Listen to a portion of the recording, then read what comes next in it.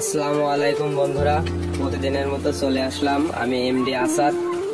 আজকে আপনাদের বিভিন্ন ধরনের মাছ মারার পদ্ধতি দেখাবো। আসলে নদীতে কত রকম ভাবে মানুষে মাছ মারে সেগুলাই আপনাদের দেখানোর চেষ্টা করব। তার জন্য আমি নিচে নামতেছি, নদীর ভিতরে যাচ্ছি। আপনারা দেখতে পাচ্ছেন নদীর ভিতরে নামতেছি, আমি হেঁটে হেঁটে যাচ্ছি।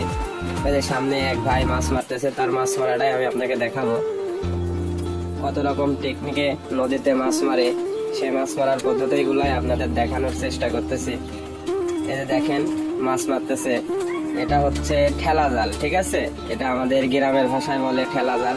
তো সেই ঠেলা জাল দিয়ে মাছ মারতেছে, সেটাই আপনাদের দেখানোর চেষ্টা করতেছি।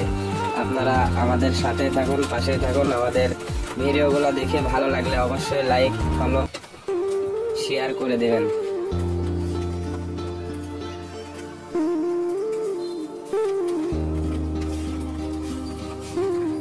জাল থেকে মাছ নিয়ে সেই জালগুলো থলেতে থোয়ার পরে তারপরে আবার নতুন করে চাপ দিচ্ছে।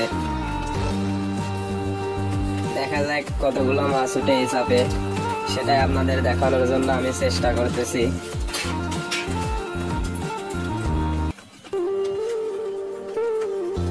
আসলে আপনারা এত সুন্দর টেকনিকে মাছ মারা দেখেছেন কিনা সেটা আমি বলতে পারবো না। তো আজকে আপনাদের আমি দেখাচ্ছি কিভাবে ঠেলা জাল দিয়ে মাছ মারে, সেই মাছ মারার পদ্ধতিটাই আপনাদের দেখাচ্ছি।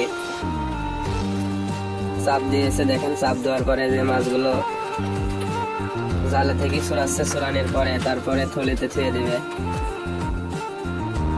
তারপরে যে নদীতে আরেকজন গোসল করতে এসেছে।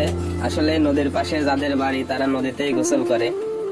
দেখেন নদীর পরিবেশটা দেখেন, এটা আটঘরিয়া সুইচ গেট।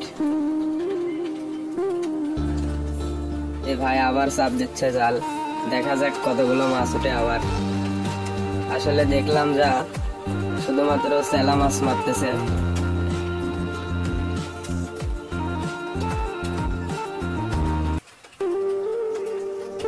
আবার নতুন করে চাপ দিচ্ছে, দেখি এই চাপে কতগুলো মাছ পায়।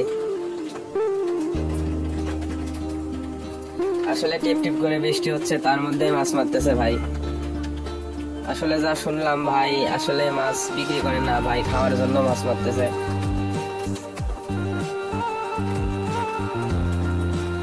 চাপ দেওয়া হয়ে গেল, আবার জালে থেকে মাছ ছাড়াবে।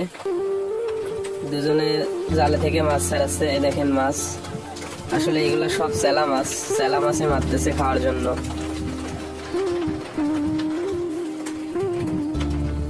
তো আপনাদের সেই মাছ মারার ভিডিওটাই দেখানোর চেষ্টা করতেছি। ভালো লাগলে অবশ্যই লাইক, শেয়ার, কমেন্ট করে আমাদের পাশে থাকবেন।